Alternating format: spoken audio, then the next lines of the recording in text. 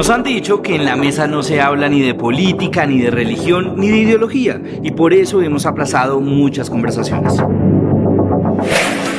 Aquí no obedecemos a esa regla. En esta mesa hablamos de cualquier tema, sin buscar verdades absolutas ni imponer puntos de vista. Esta es una conversación pendiente.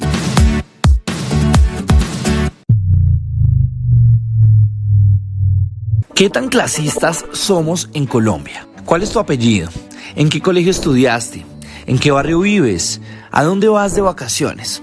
Son preguntas que, en teoría, deberían formularse para saciar una sana curiosidad, pero que en la práctica esconden propósitos más complejos y revelan nuestras estructuras de pensamiento. Tenemos una especie de radar bien calibrado, que no solo escanea a los otros de pies a cabeza para obtener información, sino que también clasifica y etiqueta. La ropa y las marcas que usan, los medios de transporte en que se mueven, los sitios que frecuentan, los modales y la forma de hablar. Esos datos los procesamos y nos permiten ubicar a los otros dentro de un estrato, esa jerarquización social que solo existe en Colombia. Esa es de estrato 8. Se le nota el estrato, o se cree de mucho estrato. Son frases que usamos para convertir la condición socioeconómica en una forma de identidad que profundiza la segregación. El clasismo está arraigado en todas las clases sociales y se reproduce con dispositivos culturales, como el sistema educativo y los medios de comunicación, que amplifican y promueven la discriminación, los prejuicios y las diferenciaciones entre clases. Desde los colegios que segmentan a sus estudiantes por poder adquisitivo hasta los programas de televisión que perpetúan estereotipos de clase. Estas instituciones refuerzan una visión del mundo en la que el valor de una persona se mide por su posición económica. El motor del clasismo es un profundo vacío. Superarlo no solo tiene que ver con la redistribución justa de la riqueza, es un asunto que debe hacernos preguntar por nuestro sistema de valores y los vacíos que necesitamos llenar como personas y como sociedad. Bienvenidos y bienvenidas a esta nueva conversación pendiente del Ministerio de las Culturas, las Artes y los Saberes, con las que queremos abordar los temas difíciles que tenemos que enfrentar como sociedad, de nuestras relaciones, de nuestros comportamientos, de nuestros imaginarios, de nuestro pensamiento. Este es un tema difícil porque sí somos una sociedad profundamente clasista y se nos volvió paisaje, se nos volvió normal, ya no lo vemos, ya no lo problematizamos, aunque lo vivimos todos los días y hay muchas personas que son, digamos, heridas en su dignidad con las actitudes y con los comportamientos y con las relaciones racistas. El clasismo es un prejuicio que discrimina a las personas en virtud de su pertenencia a una clase social o a un estrato social. Y es un comportamiento tóxico para nuestra convivencia, para lograr una sociedad democrática donde la dignidad de todos los seres humanos sea igual. Hoy vamos a ahondar con nuestros invitados en las expresiones cotidianas de ese clasismo, en cómo lo vivimos y lo sufrimos, y también en los esfuerzos no tan exitosos para superarlo, aunque algunos también hay experiencias muy positivas. Diseccionaremos ese rasgo de la cultura para reflexionar sobre las múltiples facetas y por dónde se nos cuela ese clasismo. Quiero presentar a los tres invitados del día de hoy. Primero voy a presentar a María Roa. María es una mujer que nació, pues es del Urabá antioqueño. Ella fundó y hace parte de un sindicato muy importante, el Sindicato Nacional de Empleadas del Servicio Doméstico, porque María trabajó como empleada del Servicio Doméstico, UTRASD. Pero María además ha tenido una reflexión sobre todo lo que ha sido ser mujer, ser negra y ser además empleada doméstica, que va a compartir con nosotros. Y de una vez pues hago el anuncio que su vida ha inspirado una serie de televisión que muy seguramente muy pronto verán los colombianos. Tengo a mi izquierda a Santiago Espinosa. Santiago es poeta, ensayista, y lo hemos invitado porque él es el rector del Colegio El Sabio Caldas de Ciudad Bolívar en Bogotá, que es un colegio del Gimnasio Moderno. ¿Sí? No, te corrijo, Marta, es un colegio público en administración del Gimnasio Moderno. Bueno, entonces, Santiago además de toda su reflexión como ensayista, como pensador, un hombre que ha estudiado la violencia, la reconciliación, preocupado por el destino de esta sociedad, de esta ciudad, pues es un hombre que con su reflexión, con sus ensayos, pues interpela lo que somos como sociedad. Y a mi derecha está Mario Duarte. Pues Mario me pidió que no dijera que era un hombre orquesta, porque dijimos es músico, es actor y ha dirigido películas, para no decirle que es director. Y tiene desde hace 30 años, quizás casi 30 años, una banda de rock muy conocida, cuyo nombre no lo representa mucho, se llama La Derecha. Entonces, con estos invitados vamos a arrancar nuestra reflexión del día de hoy. Y yo quiero comenzar con una pregunta para que cualquiera de ustedes se refiera a ella, ojalá todos. Luego yo puedo conducir la conversación un poco más, con preguntas más dirigidas, pero realmente qué tan clasistas somos los colombianos, y ustedes, cada uno de ustedes en su experiencia, cómo se ha enfrentado, cómo ha visto, cómo ha sentido ese clasismo, cuándo lo ha golpeado en la cara, digamos, ese clasismo. ¿Quién arranca esta conversa? ¿Qué tan clasistas somos, María?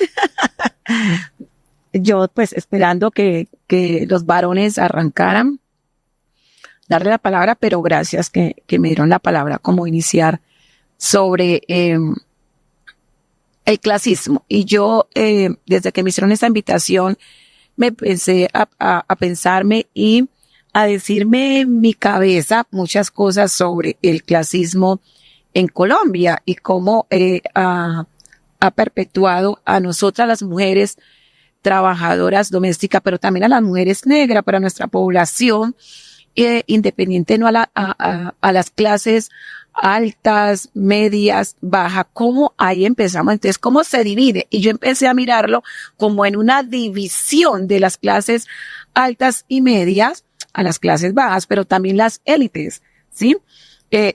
Las burguesías también. Entonces, yo empecé a decirme, bueno, esto está de esta manera.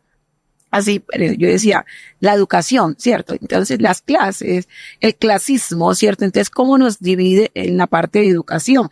Pero también en la sociedad tal como vivimos y en las clases sociales. Entonces, yo me empezaba a mirar y me hice un recuento y me fui atrás como a mi niñez.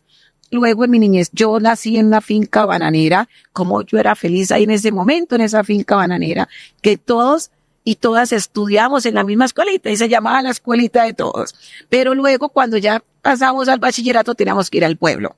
Y ahí encuentro y me doy cuenta, empiezo a mirar sobre la división de clases. Entonces en el colegio que yo estudiaba, sí, que estábamos los de recursos bajos y en su mayoría todos los hijos de los trabajadores bananeros que eran los que trabajaban en las bananeras, pero también los hijos y hijas de los administradores de las fincas bananeras, ¿dónde estaban ellos? ¿Sí?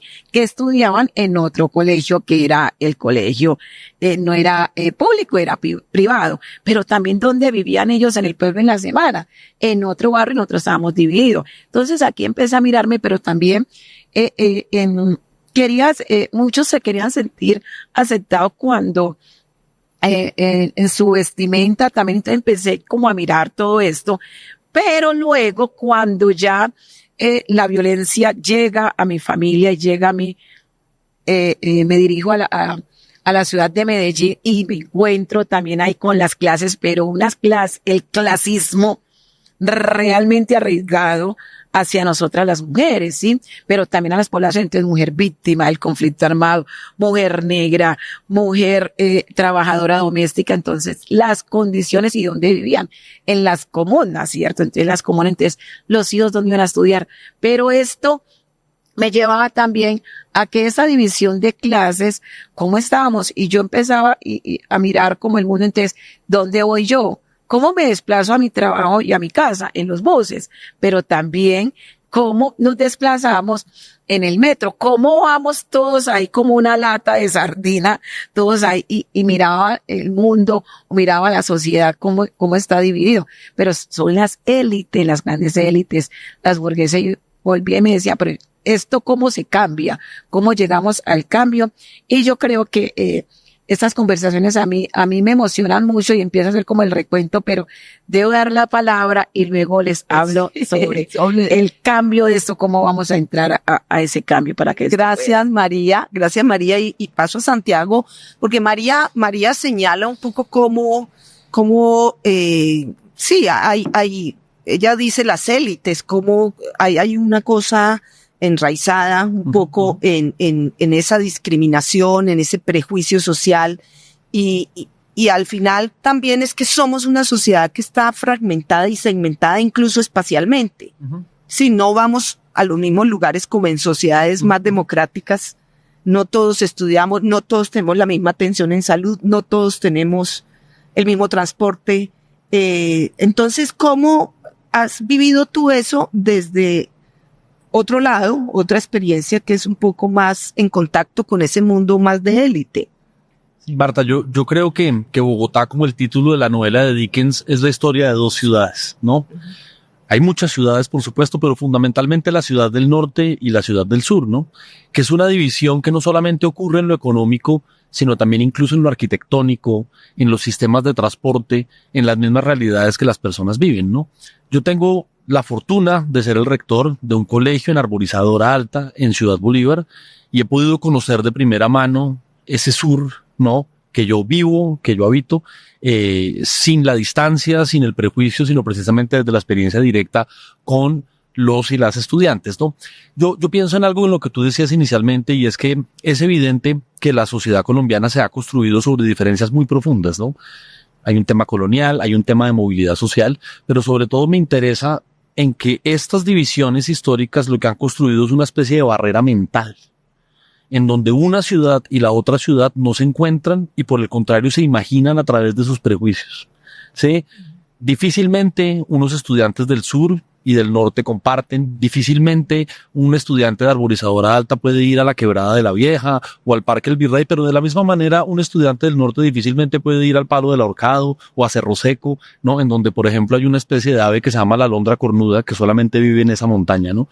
La educación debería ser el escenario en donde precisamente esas ciudades se encuentren, en donde podríamos plantear un diálogo y un acercamiento entre estas dos realidades, pero desafortunadamente se ha convertido en un elemento que lo que hace es distanciar cada vez más a las ciudades, ¿no? De un lado tenemos unos colegios del norte, del otro lado tenemos unos colegios del sur, en el que cada vez crecen más unas brechas y cada vez se encuentran menos estos estudiantes, ¿no? Anticipándome un poco a la propuesta, aunque coincido también con María en que la idea no es agotar, por supuesto, todo lo que tenemos que decir en una pregunta. Yo creo que precisamente experiencias como la de este colegio permiten vencer esa frontera, esa barrera mental y permitir que los estudiantes se encuentren en condiciones de igualdad y que aprendan que en uno y en el otro lado de la ciudad hay riqueza, hay valores, hay una tremenda diversidad que nos transforma la vida. Pero quiero hacerte una pregunta. Cuando tú tienes la experiencia de juntar estudiantes que vienen de la clase alta de Bogotá y estudiantes que vienen, digamos, de las clases populares, ¿hay resistencia o o eso es una cosa que aprendemos ya con la vida? En los niños es natural no discriminarse. Excelente pregunta, Marta, y te hablo de dos experiencias, ¿no? Una, pues es la mía, ¿no? Yo fui un estudiante del gimnasio moderno, muy feliz, digamos, en mi colegio, digamos, no una persona profundamente adinerada y de muchos lujos y demás, pero educado en un cierto privilegio. Y gracias a la experiencia de este colegio fui a hacer mi servicio social los sábados y, para decirlo de manera poética, le di rostros a esas lucecitas en las montañas que yo veía todos los días, ¿no? Entendí sus luchas de resistencia, entendí su riqueza, entendí su variedad y me di cuenta que esto nos podía transformar. Tu pregunta me permite hablar de una segunda experiencia que nosotros tenemos y es un coro intercolegiado entre los niños del gimnasio moderno, que ahora es un colegio mixto y también tiene niñas, pero en ese momento, cuando lo conformamos, solo tenía niños, y las niñas mayoritariamente del Sabio Caldas, que eran las que querían estar en el coro. Y evidentemente existe una división muy marcada que viene, pues obviamente desde una cultura, desde una misma ciudad, ¿no? Era la primera vez que los estudiantes del norte iban tan al sur, era la primera vez que los estudiantes del sur en muchos casos iban tan al norte y se iban a encontrar con unas personas para cantar juntos, ¿no? Yo al principio pensé que ese proyecto iba a ser un rotundo fracaso, porque si tú mirabas a los dos colegios era como si hubiera una frontera evidente, ¿no? De un lado las niñas, del otro lado los niños. Pero ahí es donde está la magia de la cultura, ¿no? Un profesor de música, Andrés Pinto, que seguramente nos estará viendo, con metodología de música, con mística, comienza a hacer un ejercicio con los niños y te puedo decir, Marta, que en 2 minutos estaban cantando juntos como si no existieran ningún tipo de diferencia entre los unos y los otros. ¿A qué voy yo con esto, no? Y estamos en una mesa del Ministerio de Cultura. Quizás sea la cultura una de las pocas oportunidades que tenemos de que estas ciudades se encuentren y que venzamos esa barrera mental para conversar juntos y para aprender los unos de los otros. Mario, ahí le entra a usted al hombre orquesta toda la palabra, porque pues nos está diciendo Santiago. Bueno, primero quisiera saber tu experiencia. ¿Qué piensas tú de lo que ha sido la experiencia del clasismo? Pero también, cojámosle la caña un poco a Santiago en el sentido de que la cultura puede ser un lugar de romper ese prejuicio, un lugar de encuentro de las clases, ¿no? No, total, o sea, yo sí siento que somos muy clasistas y que es un país, pues, con muchos problemas ahí. Empezando porque me hiciste pensar ahora esto de los estratos, por ejemplo, yo sé que esto es una palabra que viene, pues, de que era como para pagar los servicios públicos, una cosa como para organizar, pero si te das cuenta ya no somos solamente como que los privilegiados y los numerados, sino que estrato 2, estrato 1, estrato 3, o sea, es como una sociedad toda estratificada. Entonces como que el lenguaje me parece a mí que es tenaz, o sea, ya por sí, desde la forma de hablar, tenemos un lenguaje como clasista, digamos, y me parece a mí que ahí sí pues tienes razón, pues la música, el teatro, el cine, todo lo que son lenguajes realmente son lenguajes, de alguna manera rompen ahí estos lenguajes como establecidos en la casa, no sé en dónde más, me imagino que en la calle también y todo, pero los conciertos en Colombia y en Bogotá más, en Colombia diría yo, en todo el país son tremendos porque realmente ahí se mezcla todo el mundo. Y cuando el concierto está bueno es cuando tú... Si es de la derecha, ahí sí se mezcla todo el mundo. No, pero mentiras, pero digo, cuando el concierto está bueno es cuando como que sientes que participaste de un evento pues transversal, ¿no? Digamos, a la cultura, a las clases, a todo, ¿no? Entonces yo creo que la idea sí somos clasistas porque hablamos con mucha terminología clasista. Y yo quisiera, pero para que le respondas, pero que entremos a definir un poco como esos prejuicios y estereotipos que han anclado pues que representan ese clasismo, es decir, cómo se representa lo popular de algún modo. María. Bueno, yo quería como decirle un poco que estoy de acuerdo lo que dice Mario sobre los estratos, ¿cierto? Y yo creo que estoy de acuerdo con los servicios. Claro. Países igual. Pero yo creo que los estratos es muy de acá, pero digamos desigualdad social hay en muchas partes y castas y en fin. Pero yo creo que eso lo colocaron como no tanto, o sea, como que después como es un sello, nos sellaron, como cuando hacen como la marca a los ganados. Entonces ya está sellado, tú eres del estrato O de la comuna. Entonces ya estamos sellados. Yo lo veo como ese sello y de ahí ya empieza como la venta, ¿cierto? Entonces, claro, yo soy del estrato, soy de la comuna tal, entonces ya empieza desde como que es la cultura, estoy muy de acuerdo de la cultura y yo sí quiero devolvérsela a Marta, partiendo de, yo creo que estamos sentados aquí con el Ministerio de Cultura, que si han pensado ustedes, estoy de acuerdo con lo que dice esa cultura del norte, pero la del sur de los colegios, y se veía esa división, pero mire que se unió. Entonces, claro, pensándonos desde ahí, desde las universidades, desde los colegios, ¿qué nos estamos pensando para poder unificar y que esto pueda cambiar? Yo creo que para iniciar, tenemos que hacer el cambio, y el cambio tiene que iniciar desde aquí. Ajá. Desde aquí tiene que iniciar el cambio.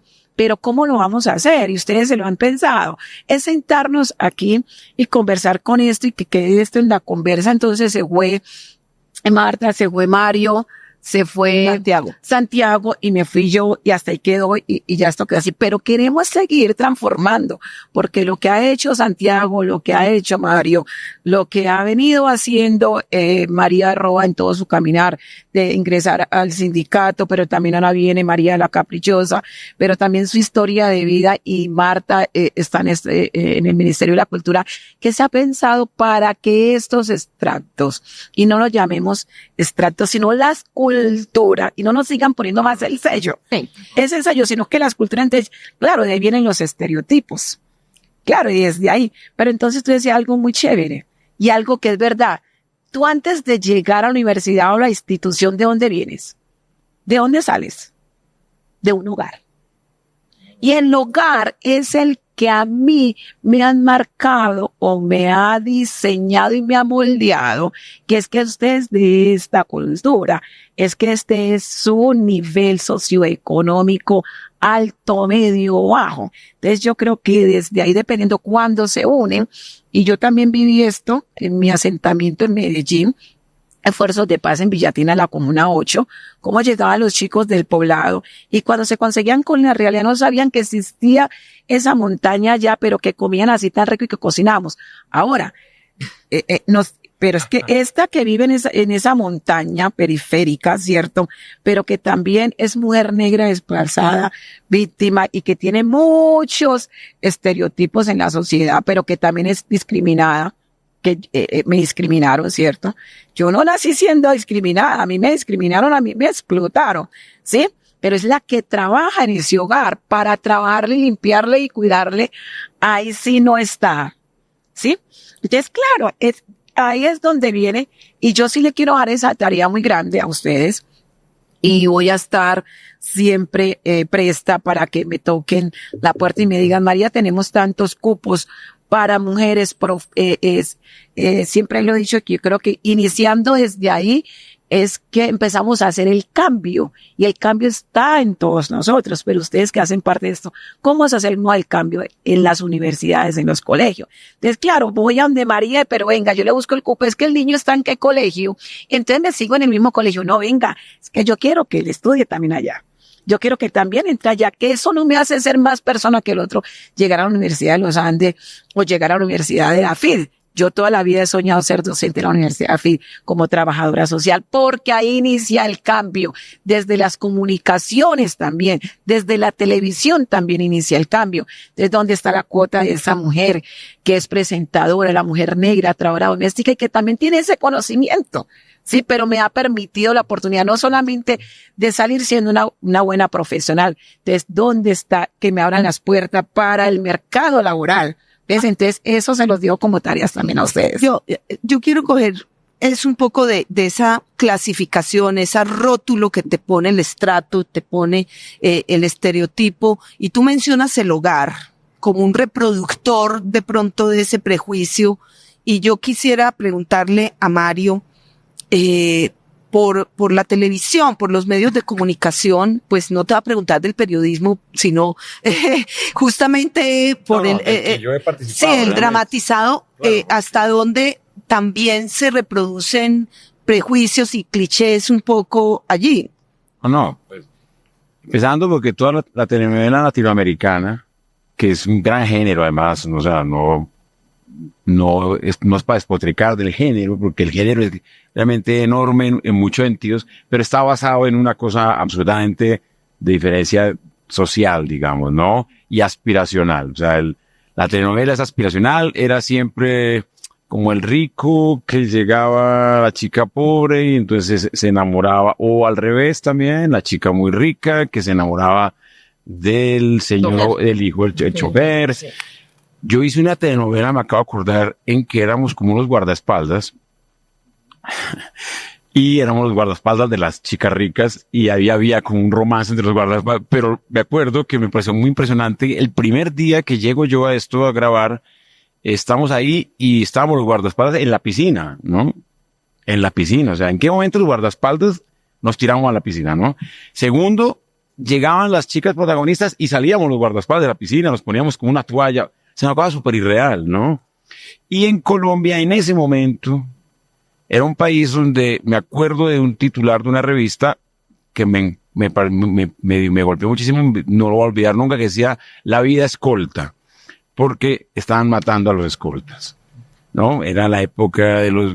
Entonces imagínate este conflicto tan grande entre estos sitios en los que yo he trabajado y todo, y haciendo yo este trabajo, que estaba como mandando unos mensajes completamente contradictorios a lo que era la realidad, ¿no? Yo creo que la televisión tiene su punto en que ha construido unos imaginarios alejados de la realidad, ¿no? Yo creo que sí, y lo digo con toda sinceridad, he participado del tema como género, como te digo, como es un lenguaje también, como género de comunicación también ha propiciado grandes cambios, ¿no? Pues lo de Betty la Fea, por ejemplo, yo me siento muy orgulloso de que Betty rompió un montón y sigue rompiendo un montón de esquemas, pero ¿cómo lo rompimos? Pues, o cómo lo rompió todo este grupo de amigos y yo y el director, sobre todo el escritor y el director, porque lo hicimos, ¿me entiendes?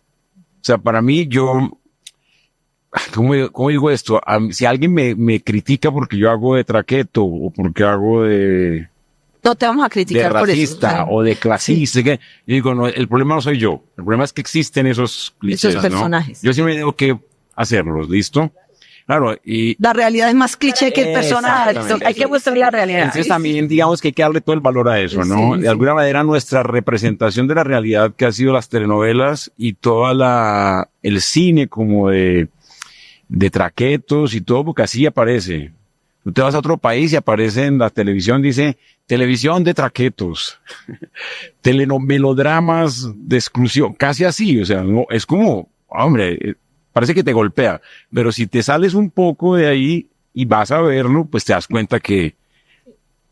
Yo quisiera que veamos un video para luego pasar a Santiago a reflexionar sobre la educación. Yo soy becada, yo soy de Jóvenes a la U, entonces la primera semana de inducción uno empieza a conocer a la gente, a las personas, y la primera pregunta que a ti te van a hacer es, ¿de qué colegio vienes? Entonces, para mí era bien conflictuoso saber de qué colegio eran el resto de personas, porque pues la mayoría eran de colegio privado, que yo no sabía ni siquiera dónde quedaban. Entonces era como esa vaina de, ¿tú eres de colegio público? Ah, ok. Entonces sí se notaba eso, como que la idea, yo siento que la idea de preguntar de qué colegio público eres, de qué colegio eres, es para diferenciar en qué rango social estás, un poco. Entonces digamos que esa distinción sí se hace mucho, por lo menos los primeros días de universidad. Yo tengo una compañera que también pues es compañera mía de beca y ella pues no tiene recursos, y cuando hicieron la separación de compañeros de clases el semestre pasado, pues a ella le tocó con unos chicos que efectivamente sí tienen un poder adquisitivo más alto. Y pues yo no lo noté mucho el semestre pasado, pero en este semestre sí ya se notó un poquito que ella empezó a imitar estas actitudes, desde forma de vestir hasta forma de hablar y caminar, en fin. Y yo siento que eso no está mal, o sea, el querer superarse no está mal, pero el ser consciente de que tú no tienes el mismo poder adquisitivo es mejor, o sea, está incluso mejor de bien, porque pues tú ya tienes la conciencia de que me pueden caer muy bien estas personas, pero yo no tengo por qué ser ellas porque yo no cuento con los mismos privilegios que esa persona. Entonces siento que eso es algo que se ha marcado, de pronto uno lo puede marcar mucho en la universidad, y es el convivir con tanta gente que tiene de pronto un poder adquisitivo mayor, te puede llegar a convertir en querer ser eso. Bueno, hemos visto el testimonio de estudiantes, de una estudiante que llega a la universidad a través de un programa y tiene ese choque cultural. Y resulta que la universidad, a diferencia de otros países, diría yo, donde podría ser un gran igualador social, o sea, al contrario, se ha vuelto un reproductor, en muchos casos, no generalicemos, del prejuicio y de la separación. Es decir, ¿por qué no hemos logrado que la educación sea un espacio de dignificación y de reconocimiento social en la diferencia, digamos?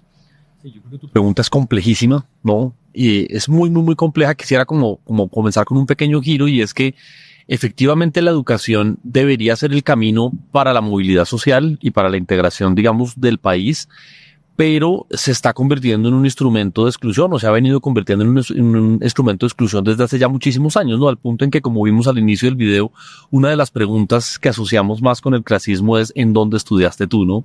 Porque el colegio o la universidad casi que te marca como habitante de determinada parte de la ciudad o de determinada clase social, ¿no? Y evidentemente es un problema delicado y es un problema complejo, ¿no? Yo quisiera abordar algo de lo del video que me parece que tiene una experiencia compleja, pero también una solución más positiva, ¿no? Evidentemente la brecha es tan grande, tan enorme, incluso yo te podría decir que en colegios es más grande que en universidades, porque en universidades tenemos una educación pública y una educación privada magnífica y tenemos grandes ejemplos en uno y en otro lado, pero las brechas académicas entre colegios públicos y colegios privados en Colombia desafortunadamente han venido creciendo mucho más, ¿no? ¿Qué es lo que nos muestra este video de la estudiante? En mi opinión, muestra un programa que no pensó lo suficientemente en el acompañamiento socioemocional de los estudiantes. Existe una división que es del tamaño de una montaña, y creo que en Colombia es hasta literal el tema, ¿no?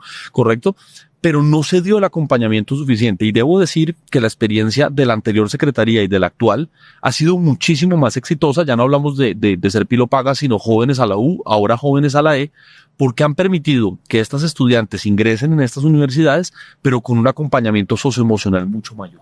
Sí, pero Santiago, esa brecha entre educación pública y privada no es consecuencia al mismo tiempo de justamente privilegiar el modelo privado, porque la gente tiende a pensar que si sale de un colegio privado a una universidad privada le va a ir mejor en la vida laboral, que si tú sales de la Universidad Nacional, no es, o bueno, la Nacional es la mejor universidad en Colombia, pero digamos en el caso de los colegios, que tú tienes más puertas cerradas si no estás viniendo de lo privado. Sí, no es una realidad que se ha ido retroalimentando y creando a partir del propio prejuicio.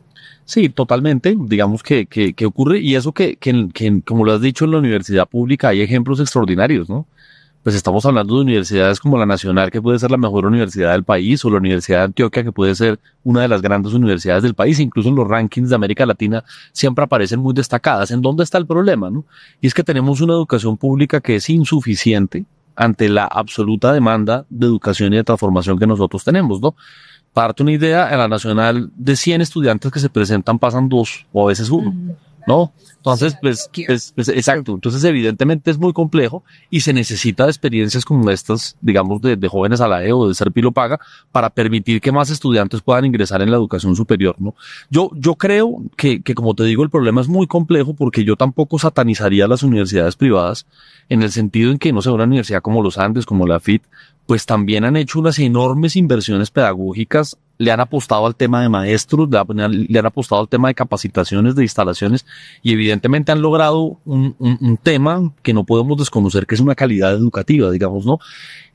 ¿Dónde creo yo que está el tema, no? Y me parece a mí que debería ser como la apuesta. Sí, por favor. En eso que tú acabas de decir, que le han apostado como a la calidad o a la educación, ¿a qué sectores? ¿A quién? Porque si vamos y entramos y miramos quiénes están allí, cuáles son esas clases sociales que están allí en esas universidades.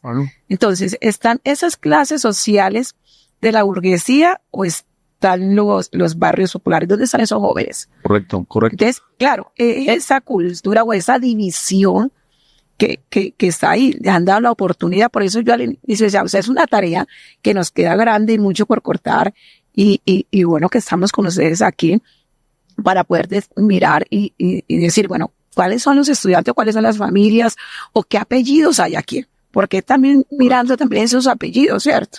Pero esas clases sociales o esas comunas, ¿hay de las comunas? Hay que mirarlos también. ¿Quiénes son los que están ahí? Ahí yo quisiera que veamos otro video para seguir abordando el tema que propone María, y que ya veo que tenemos aquí mucho para discutir. Yo vengo de la ciudad de Villavicencio. Yo estudié durante toda mi vida en el mismo colegio y era un colegio privado. Digamos que ahí las dinámicas sociales son bien fuertes. Es una ciudad en donde la mayoría de la gente tiene mucho poder adquisitivo debido a que se trabaja mucho con el tema ganadero. Entonces, la mayoría de las personas tienen mucha facilidad económica.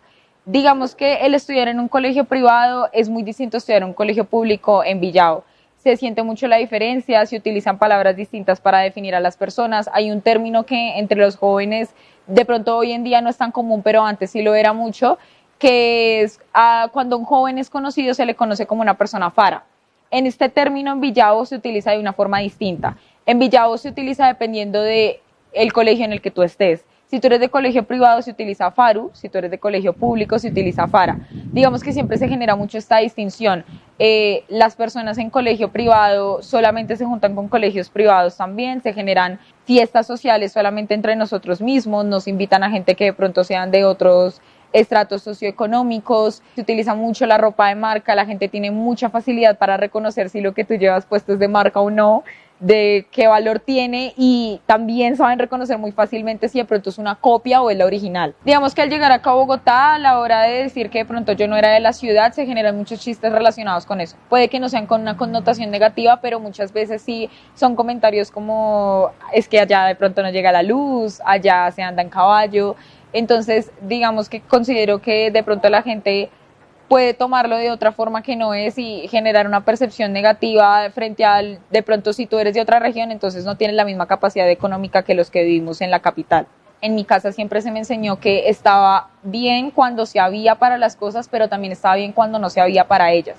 Entonces creo que eso también es muy importante, como generar esa conciencia desde que uno es pequeño para que la gente entienda que el hecho de que tú tengas menos capacidad económica que otra persona no te hace menos.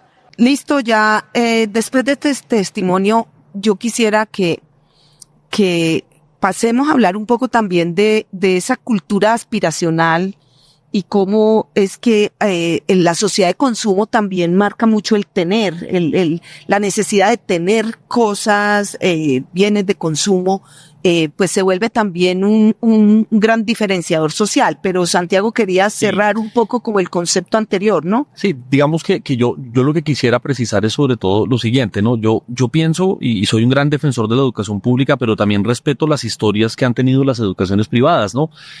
Pensaría yo que ante la brecha académica que estamos viviendo nosotros actualmente y sobre todo a el intercambio de experiencias necesarias para el progreso de un país, debería haber un diálogo mucho más fecundo entre lo público y lo privado. Digamos, sí, yo pienso que en este debate se ha politizado demasiado de un extremo al otro, digamos como que hay personas que son defensoras a ultranza de la educación pública y piensan que lo privado es negocio, rentabilidad, cuando evidentemente tenemos experiencias de calidad muy importantes, o viceversa, ¿no? También tenemos experiencias desde lo privado que asumen lo público como si todo fuera corrupción, lentitud, y no es cierto.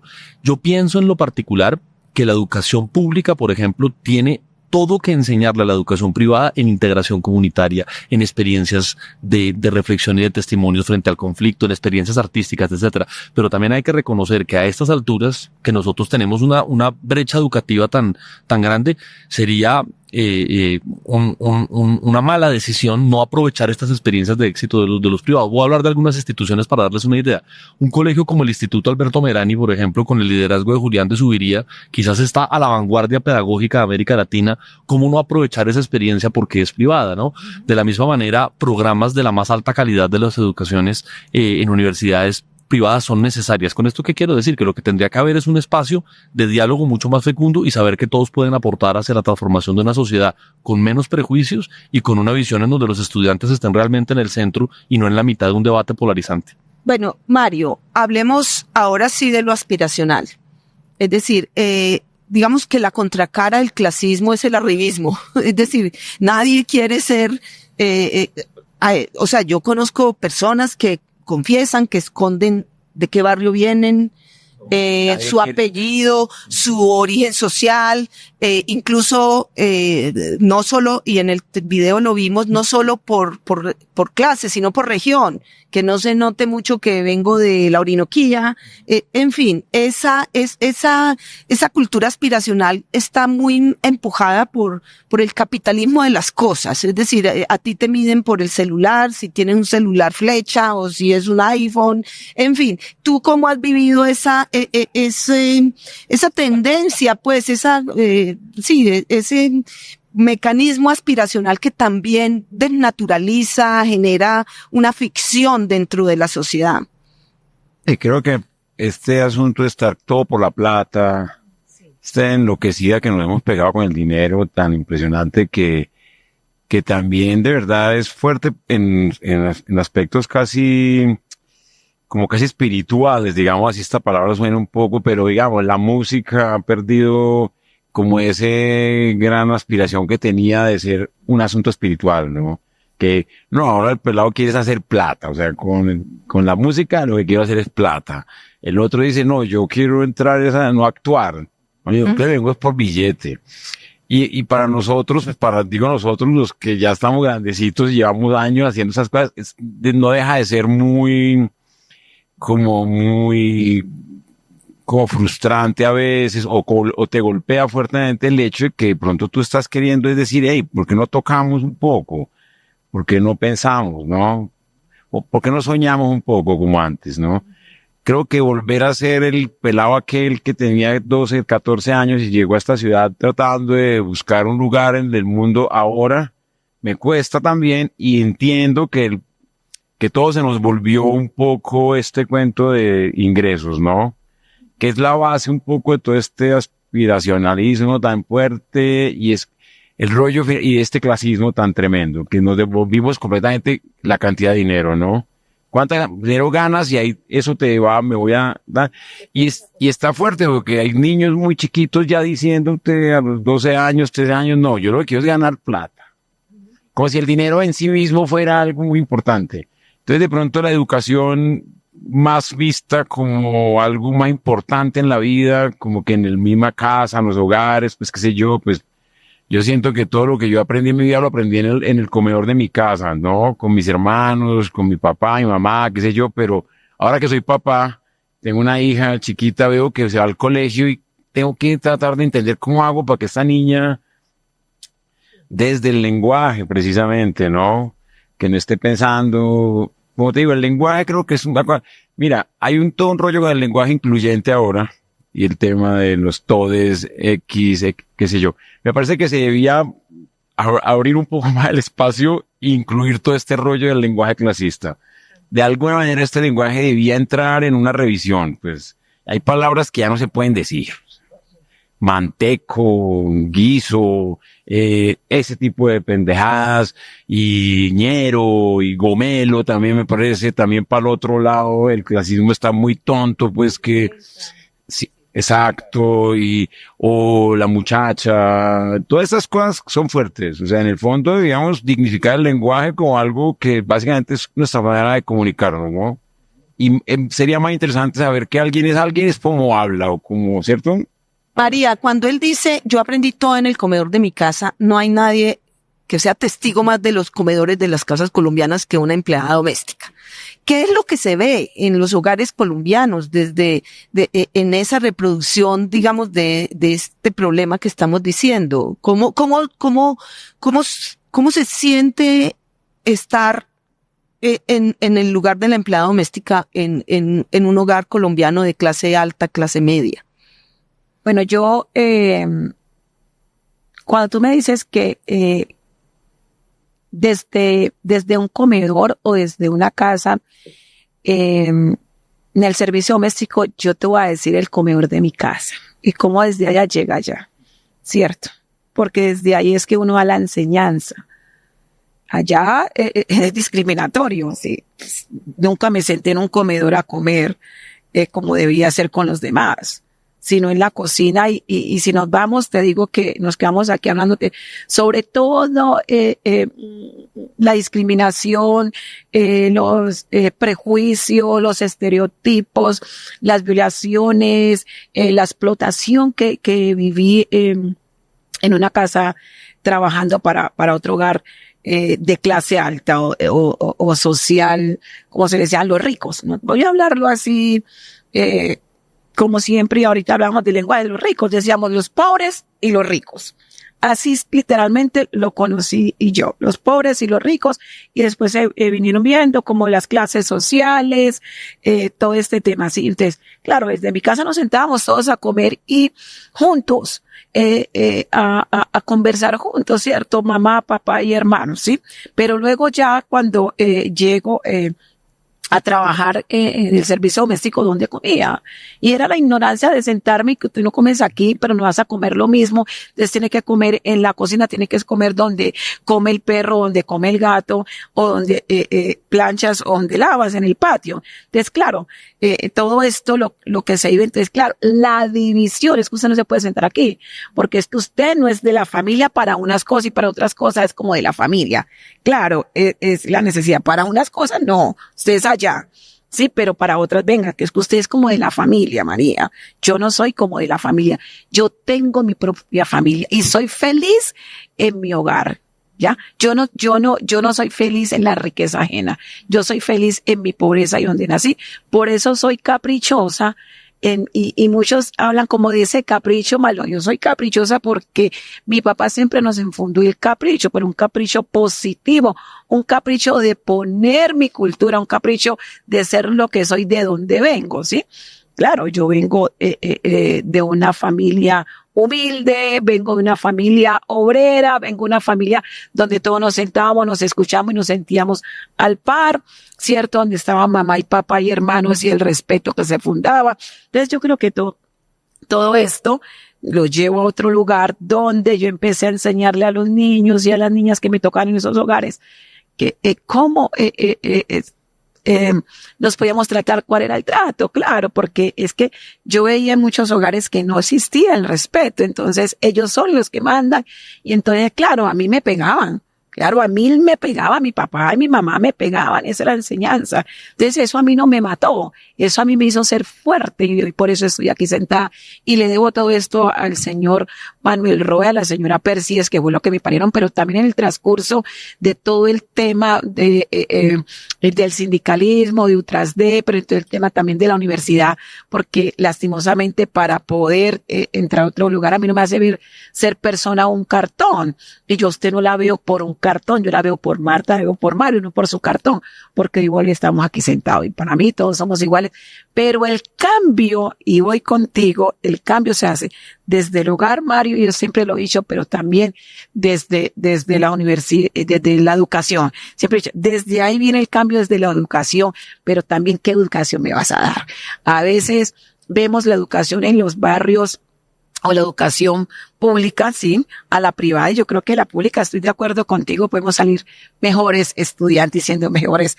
Yo no soy más que otra persona, soy una persona igual como tú y como el resto de las personas que están, pero también es esa educación y de igual manera es el título y también el acceso a lo laboral, que me lo hace ver también de dónde vienes, tu apellido, tu clase, también tu ropa, pero también el dialecto, tu tono de piel, la cultura, tu rasgo físico. Y yo creo que eso también hace parte de que me ponga la barrera. Digamos, en lo que pone María es algo que muy interiorizado en Colombia. María me daba un dato hoy temprano antes de empezar, de que en Colombia hay más de 600,000 empleadas domésticas y ese es el subregistro, 688,000 empleadas. Es decir, muchos hogares y hemos visto casos de explotación brutal y de maltrato y de esclavización y etcétera. Pero yo quisiera hablar de esos extremos y quería hablar del libro de Laura Restrepo, que es Los Divinos. Luego de que un señor, pues Rafael Noguera, asesinara a la niña Juliana Zamboní en Chapinero, pues en su apartamento, pues se generó todo un debate. Él era egresado del gimnasio y el libro de Laura pues pinta como una gran insensibilidad digamos, con el sufrimiento del otro, de las personas, de ese maltrato un poco a quien se considera menos porque es de otra clase social. ¿Qué reflexión suscitó, por ejemplo, en el colegio eso? Sí, digamos que hay un tema que ha tocado Mario que estoy totalmente de acuerdo y lo sintetizaría de la siguiente manera, ¿no? Y es, la violencia colombiana ha tenido otro territorio de conflicto que ha sido el lenguaje. Por ejemplo, una poeta como María Mercedes Carranza nos lo recuerda, ¿no? Y es que no solamente pues han ocurrido pues las masacres, los secuestros, las violaciones a los derechos humanos que todos conocemos a propósito de la Comisión de la Verdad, Marta, que tú pues estuviste ahí, ¿no? Toda la admiración también para ese trabajo. eso también ha dejado en el lenguaje unos estragos muy profundos, estragos de rechazo hacia el otro. Casi que yo te podría decir que el lenguaje, esto lo digo como escritor, se ha llenado de metrallas, se ha afilado como cuchillos, ¿no? Y buena parte de lo que ha hecho la poesía es hacernos conscientes de lo terriblemente excluyentes que somos con nuestro lenguaje, pero también de lo profundamente violentos, ¿no? Precisamente una experiencia que tuvimos, yo fui profesor del Gimnasio Moderno, más o menos unos 13 años, y ahora en el Sabio llevo ya 2 años como rector, y tuvimos una experiencia muy interesante sobre un caso que nos dolió muchísimo a todos, no porque fuéramos directamente responsables, no porque que uno pueda decir, digamos, que el colegio tenga alguna responsabilidad directa en lo que pueda hacer una persona 20 años después, pero sí fue un caso que nos movió a nosotros a una profunda reflexión y que nos dolió mucho, ¿no? Y por supuesto era un tema complejo para tocar. Tengan en cuenta que los estudiantes de un colegio son menores de edad, ¿no? Y hay que tener mucho cuidado con lo que se hace. Y descubrimos con un profesor, Federico Díaz Granados, también escritor, y en su momento con la rectora del femenino, Marcela Jumbito, que la manera en que podíamos hablar de lo que no se habla era a través de la literatura, ¿no? Ese título de Piedad Bonet tan bonito, lo que no se nombra, ¿no? Pues precisamente para hablar de lo que no se nombra está la literatura. Y escogimos esta novela de Los Divinos, en donde la novelista Laura Restrepo, que conoce muy bien los colegios, es egresada del femenino y pues tuvo a su hijo en el Moderno y conoce muy bien el tema, cuenta de una manera muy crítica y muy sugestiva, desde el punto de vista literario, ¿no? Este acto que fue para nosotros tan difícil. Mira, fue una de las experiencias pedagógicas más bellas que yo tuve, porque gracias a la literatura los estudiantes pudieron entender, pudieron reconocer que hacían parte de una sociedad pues profundamente excluyente y pudieron hablar de un tema que inicialmente lo que les hacía pensar a ellos era como, uy, no quiero tocar algo tan doloroso. Y te quiero contar el trabajo final que hicieron, que para mí es una bonita experiencia, ¿no? Un curso de chicos extraordinarios, ¿no? Y escribieron una carta para un niño en ese momento que ingresaba al preescolar y tenían que en la carta, sin mencionar directamente el tema, hablarles sobre un mundo en el que este tipo de cosas nunca ocurrieran. Y tú no te imaginas las cosas tan lindas que hicieron los estudiantes, ¿no? Nunca sientas que alguien está por debajo tuyo, entiende que la mujer no ha sido víctima de unas violencias impresionantes y que parte de tu responsabilidad es cambiarla. Ese tipo de cosas son los que los educadores hacen en los colegios de la pública y la privada y que marcan la diferencia. Yo quisiera, de todas maneras, pasar a un plano un poquito más sociológico, y es que el clasismo es como una representación simbólica de una realidad real, que es la gran desigualdad social y la gran exclusión social que hay en Colombia.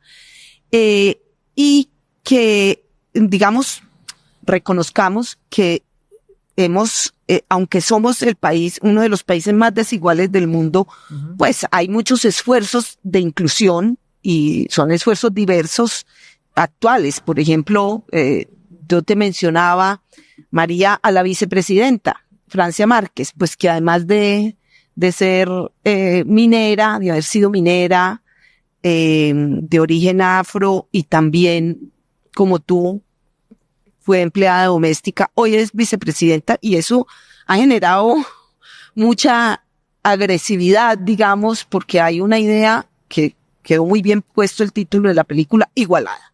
Es decir, es como que alguien que se iguala. Me atropello. Es un atropello. Yo creo que es un poco, no solo la discriminación de clase, sino el racismo y el tema de género. Es como la ignorancia, como una triple condición, ¿no? ¿Sí? Para el caso de las mujeres. Y siempre hay como una respuesta, de alguna manera institucional, que es la meritocracia. Demuestre que usted puede. Entonces siempre hay una tensión entre la meritocracia y las políticas de igualdad. Entonces quisiera que escucháramos este testimonio que nos habla de eso. La meritocracia, yo creo que es una trampa. No siempre los mejores ocupan los mejores lugares, no siempre los mejores tienen los mejores sueldos, no siempre los mejores tienen acceso a las oportunidades. Muchas veces esto está asociado a tu apellido, a la universidad en la que estudias, al lugar donde vives, a los sitios donde vas a tener encuentros sociales, y muchas veces, más que el talento, lo que importa es el contacto. y eso obviamente debilita, afecta y genera un estigma sobre lo público que vuelve y refuerza el clasismo y la desigualdad de nuestra sociedad. Yo recojo lo que dice Fernando en su primera parte, que es que la meritocracia puede ser una trampa, es decir,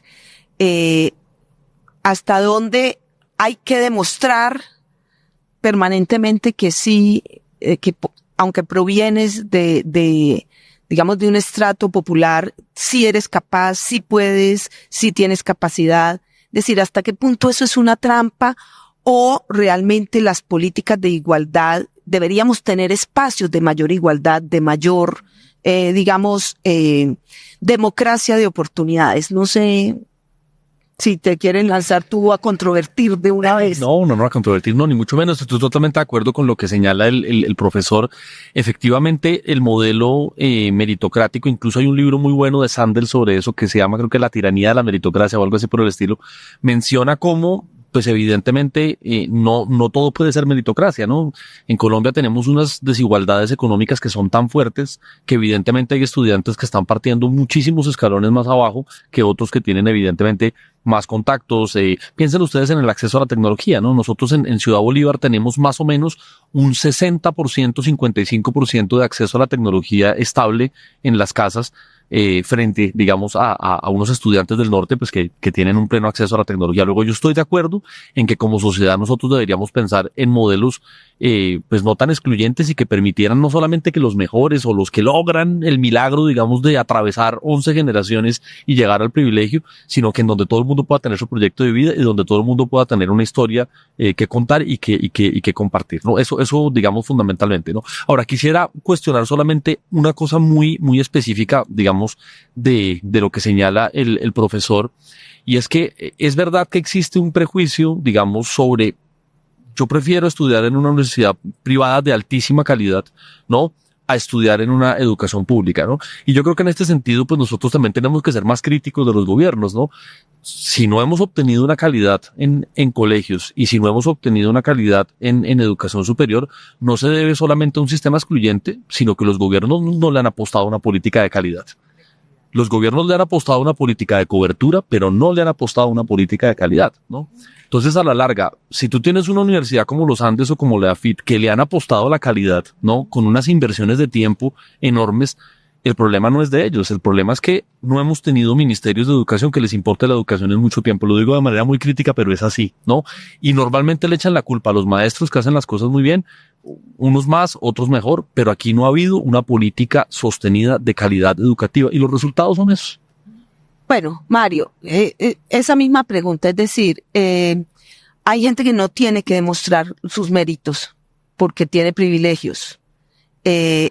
A otros les toca actuar dentro de un esquema de meritocracia. ¿Eso es una tiranía o es justo que, digamos, es normal que el mundo funcione así? No, pues no es ni normal, ni justo, pero digamos, de alguna manera es una cosa que no está en nuestras manos, ¿no? Ya está como muy metido en todo el momento que es el planeta en general. O sea, yo no creo que esto ni siquiera pase solo en Colombia, todas partes del mundo. El dinero ya se volvió de verdad como una meta muy importante y como, ya, es como la realización de todo el mundo. Mira las redes sociales, mira cómo está de fuerte el tema de que, es más, hay un montón de gente que ahora gana muchísimo dinero y yo no me explico cómo lo hacen y les parece como, es que esto es lo que hay que hacer, no trabajar, especulemos, o sea, unas cosas que antes, como que ya salió del closet todo el mundo con el tema de que lo interesante es ganar plata. Y eso te va a dar todo este estatus, entonces ¿para qué va a estudiar? ¿Para qué va a tener meritocracia? Pero para los que nos interese y a los que nos están oyendo acá y viendo y les parezca chévere que alguien diga algo sobre esto, yo puedo pecar aquí un poco de optimista o de pronto de romántico, pero quisiera decirle como a la gente joven que esto también está ya la herencia clasista nos puede dejar es como un profundo complejo de inferioridad, ¿no? Que es el que tenemos que sacar de ahí, porque este complejo de inferioridad de que el otro porque tiene plata, de pronto ya no, ya de pronto podemos dejarlo a un lado porque la ciudad, por ejemplo, el que vive en el norte está metido en un trancón horrendo. El que vive de pronto por allá en el cerro está con una vista elegante. El señor que vive en el sueño de la panadería de Kennedy puede mandar a su hija a que vaya al centro comercial que queda ahí en la Boyacá, y allá tiene todo, porque allá hay de todo. Y hay wok, y hay digamos que como que esta cosa que estaba tan enraizada, de que la ciudad era el norte, el sur, de que los ricos, los pobres, lo que veníamos hablando, los no estratos, todos los podemos subvertir también, desde la calle, desde el computador, desde tu vida, desde tu música. O sea, el computador es también un igualador social. Pues sí, y el computador finalmente es un lápiz, ¿no? El computador no creo que sea nada más importante que una forma de trabajar, de hacer, pintar, pero no es más importante. O sea, en el fondo, el mercado todo el tiempo está buscando esas ideas nuevas que generalmente vienen de la gente que no tiene estos privilegios. O sea, la música se ha renovado grandemente viniendo de la gente que tenía un tambor, que era un balde con Joe Arroyo era un señor que andaba con cargando el agua, pero nadie canta como Joe Arroyo, ni cantará. Y a esto lo puedes decir lo puedes mirar en todos los casos, ¿no? Las grandes películas, los grandes actores, nuestra televisión colombiana, que en una época era muy criticada y yo llegaba a las fiestas de gente como muy bien y más o menos casi como que tú qué haces, y yo no, pues soy actor de telenovelas, y casi como decían, ¿me compadeces o qué? Pero lo decía abiertamente retándolos a decirles como, ¿qué pasa? Si es que esto es lo que nosotros somos, o sea, de alguna manera, toda la televisión yo sí siento que es un reflejo de lo que somos, y eso más bien no debía ser un problema de los que la hacen, ¿no? Sino de los que somos, ¿no? Los que de alguna manera producimos estos imaginarios, digamos. Bueno, me parece interesante porque ya para cerrar vamos a lo que dijo María al principio, las propuestas, qué es lo que vamos a hacer. Ya hemos hablado de la educación, o sea que chuleado, digamos, la educación, pero Mario pone un tema que a mí me parece muy importante, que es esos espacios en común. Es decir, los lugares, la espacialidad donde, digamos, eso creo que todos lo sabemos, en las ciudades donde hay metro, el metro es un igualador también de alguna manera, porque la gente va, porque nos falta un metro como imaginario. Pero yo sí, todo día oigo noticias. Hay nuevo pero las ciudades siguen siendo muy segregadas a pesar de eso, pero sí creo que hay un llamado, y es también hay una manera de tomarse el espacio y romper esas fronteras invisibles. Y yo quisiera una reflexión sobre cómo romper fronteras invisibles, María. Ay, querida. Ay, yo desde el inicio les vengo dejando como pensárselos o pensárnoslos, ¿cierto? Y siempre lo he dicho, o sea, desde que me senté aquí me siento muy identificada con los tres, pero siempre lo he marcado en la educación. Y también le apunto a algo que le decía Mario ahorita sobre lo que tenemos, cómo lo aprovechamos. ¿Cómo aprovechamos lo que tenemos? ¿Cómo lo hacemos, cierto? Porque es que el mercado nos está vendiendo y cada día más los jóvenes, por ejemplo, los niños quieren estar pegados de este aparato. Ya, la computadora no existía cuando yo era niña.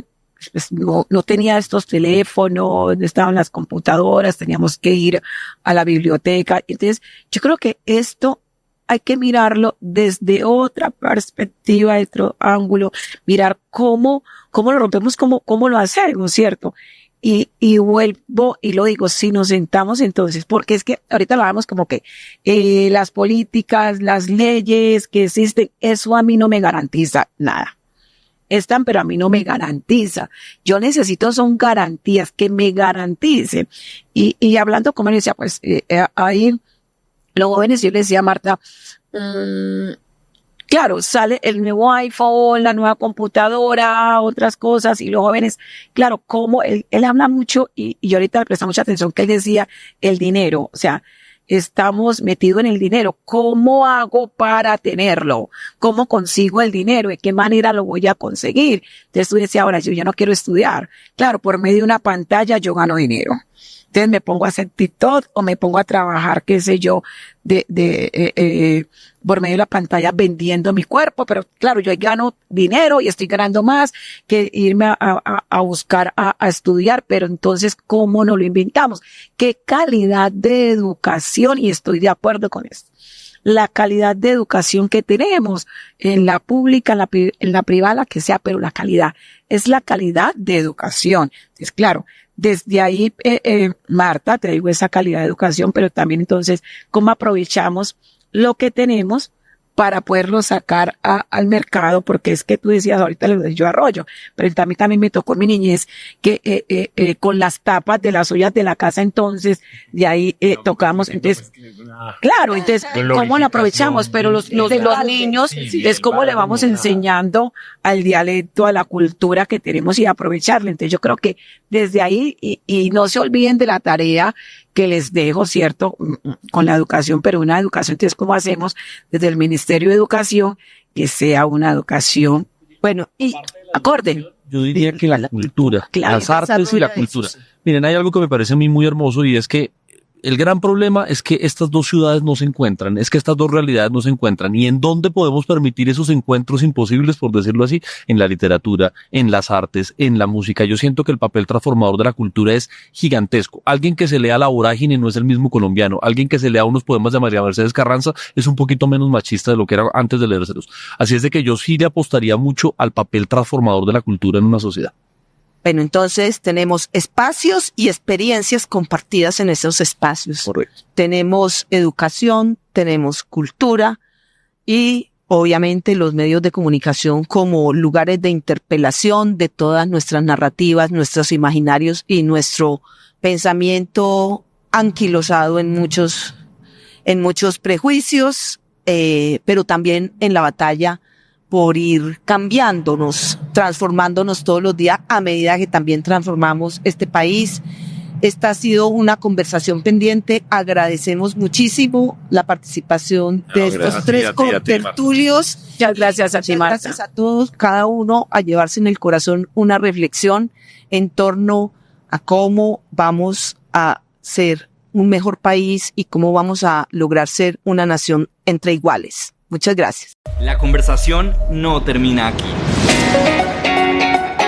Los invitamos a continuarla en otros espacios con conocidos y desconocidos. La idea es hablar, escuchar y construir.